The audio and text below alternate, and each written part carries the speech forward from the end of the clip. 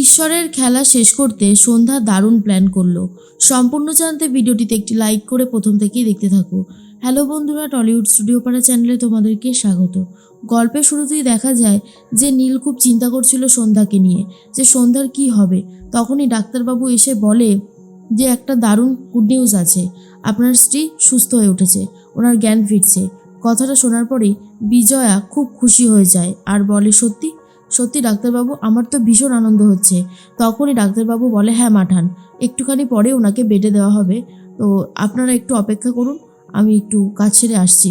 তখনই বিজয়া বলে, সত্যি নীল, আজকে যে আমার কি আনন্দ হচ্ছে, বৌমা সুস্থ হয়ে উঠেছে, এর থেকে ভালো খবর আর হতেই পারে না। তখনই আকাশ বলে, মা তুমি এখানে থাকো, আমি আমি ড্রামা কুইনের জন্য একটু কিছু নিয়ে আসি, বলেই বেরিয়ে যায়।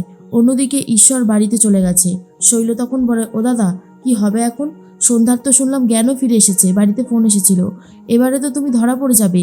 সন্ধ্যা তো তোমাকে দেখলেই সব গলগল করে বলে দেবে। ঈশ্বর তখন বলে, সেটাই তো বুঝতে পারছি না রে শৈল, কোন বিপদ নেমে আসলো, আমার যে কি ভয় করছে। তখনই শৈল বলে, কি হবে তাহলে এখন? এর মধ্যে ঈশ্বর বলে, সেটা তো আমিও বুঝতে পারছি না কি হবে, তবে খুব চিন্তা হচ্ছে। এর মধ্যে শৈল তখন বলে, সব সব ঠিক হয়ে যাবে, তুমি চিন্তা করো না, আশা করি সব ঠিক হতেই হবে। এর মধ্যেই ঈশ্বর বলে, আমি যে কোথায় লুকাবো সেটাই ভাবছি। ও তো ললিতার বাড়িটাও দেখে নিয়েছে, এখন তো চাইলে ওখানে গিয়েও আমাকে ধরতে পারবে। ওই বাড়িতে যাওয়া যাবে না, এমন একটা জায়গায় যেতে হবে যেখানে সন্ধ্যা চাইলেও আমাকে ধরতে পারবে না। অন্যদিকে নীল চলে গেছে একটা ফুলের দোকানে আর বলে, দাদা আমাকে বেশি বেশি করে ফুল দিন তো, গোলাপ ফুল, সব থেকে ভালোগুলো। আপনি তো জানেনই যে ভালোবাসার এই ফুল হচ্ছে গোলাপ, আমার তো খুব ভালো লাগে, আর আমার স্ত্রী সন্ধ্যারও। এরপর অনেকগুলো ফুল নিয়ে হসপিটালের উদ্দেশ্যে রওনা দেয় নীল। এর মধ্যে হসপিটালে ডাক্তারবাবু কথা বলতে থাকে নার্সের সাথে আর বলে, শুনুন, সন্ধ্যা কাঞ্চিলালের সাথে যদি অফিসার দেখা করতে আসে অবশ্যই কথা বলিয়ে দেওয়ার ব্যবস্থা করবেন। নার্স তখন বলে, আচ্ছা স্যার, আপনি যেমনটা বলছেন তেমনটাই হবে। বলতে বলতে অফিসার চলেও এসেছে আর তখনই সন্ধ্যার জ্ঞান ফিরছে। এরপর বিজয়া বলে, নীল কোথায় গেল? বৌমা যদি চোখ খুলে নীলকে না দেখে তাহলে কি করে হবে? নীল যে কোথায় গেল? বলতে বলতে নীল চলে এসেছে আর বলে, এই যে মা, আমি চলে এসেছি, রামা কুইনের জন্য একটু গোলাপ আনতে গেছিলাম, উনি তো গোলাপ ফুল খুব ভালোবাসে। তখন নীল বলে, এই যে ড্রামা কুইন, চোখটা খুলুন, আপনার জন্য তো আমরা সবাই অপেক্ষা করছি, কখন যে আপনি চোখ খুলবেন কে জানে। এরপর সন্ধ্যা চোখ খুলে নীলকে দেখে আর বলে, কে কে আপনি? আর তখন ডাক্তারবাবু নিজেই চমকে গেছে আর বলে, এটা কি করে সম্ভব? বিজয়া বলে, ও বৌমা, তুমি নীলকে চিনতে পারছো না? আস্তে আস্তে চোখ মেলে তাকাও, তাহলে বুঝতে পারবে। কিন্তু সন্ধ্যার তো অলরেডি স্মৃতিশক্তি হারিয়ে গেছে, সন্ধ্যা কিছুই বুঝতে পারে না। এর মধ্যেই ডাক্তারবাবু বলে, কি হলো কেসটা? তখন নীল বলে, আপনি চিনতে পারছেন না আমাকে? আরে আমি তো আকাশ, আপনার হুলোবাবু, আপনার বর। কথাটা শোনার পরেই সন্ধ্যা চমকে যায় আর বলে, আমাকে আমাকে আপনি আপনার স্ত্রী বলে পরিচয় দিচ্ছেন? কে আপনি? হ্যাঁ, আপনি আমার বর হলে আমি আপনাকে চিনতে পারতাম না? সেটা তো হয়নি, আমি তো আপনাকে চিনতেই পারিনি। মশকরা হচ্ছে আমার সাথে? একদম মশকরা করতে আসবেন না কিন্তু, খুব খারাপ হয়ে যাবে। নীল বলে, আরে আপনি আমাকে ভুল বুঝছেন, আরে মা তুমি কিছু বলো না। বিজয়া বলে, ও বৌমা, তোমার কি হলো গো? তুমি তো দেখছি পুরোপুরি স্মৃতি হারিয়ে ফেলেছো। ডাক্তারবাবু আপনি কিছু বলুন। এরপর ডাক্তারবাবু বলে, মনে হচ্ছে বারবার মাথার পেছনে আঘাত লাগার জন্য ওনার স্মৃতিশক্তিটা নষ্ট হয়ে গেছে। কথাটা শোনার পরে আকাশ চমকে যায় আর বলে, এটা হতে পারে না, এটা কোনোভাবেই হতে পারে না, আপনি কেন এরকম বলছেন? আপনি ওনার চিকিৎসা করার ব্যবস্থা করুন। ডাক্তারবাবু বলে, দেখুন, আমাদের তরফ থেকে যা যা করার আমরা সবটাই করে দিয়েছি, এবার বাকিটা ঠাকুরের ওপর ছাড়া আর কিচ্ছু নেই, আর কিচ্ছু করার নেই। বিজয়া তখন বলে, তাহলে আমার মেয়েটা এরকমভাবে থাকবে? না না, এটা হতে পারে না। বিজুরি বলে, ও সন্ধ্যা, তুই কেন এরকম করছিস রে? তুই আকাশকে চিনতে পারছিস না? আচ্ছা, তুই আমাকে চিনতে পারছিস তো, আমি তো তোর দিদি হই। কিন্তু সন্ধ্যা তখন বলে, না, আমি আপনাকেও চিনতে পারছি না। আচ্ছা, আপনারা কেন বলুন তো এরকম জোর করছেন? কি কি স্বার্থ আছে আপনাদের? আমি যদি চিনতে না পারি আপনাদের কি স্বার্থ আছে বলুন তো, যার জন্য আপনারা এরকম করছেন?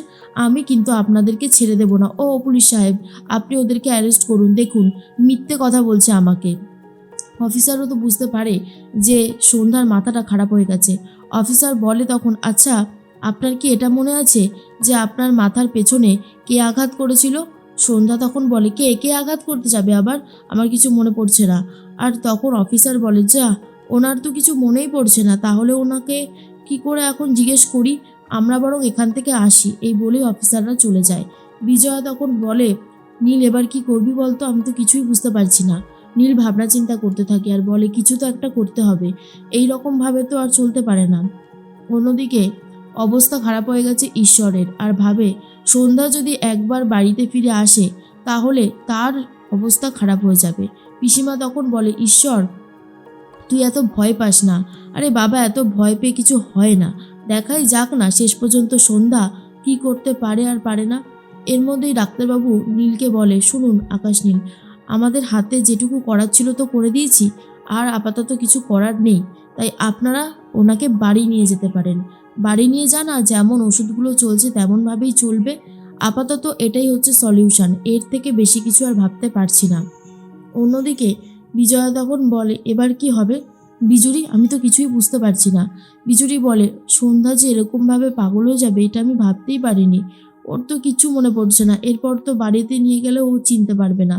সন্ধ্যা বলে, আমি কোথাও যাব না, আমি এখানেই থাকবো। আমার পরিবারের লোকজন যতক্ষণ না আমাকে নিতে আসছে ততক্ষণ আমি এখান থেকে এক পাও নড়ব না।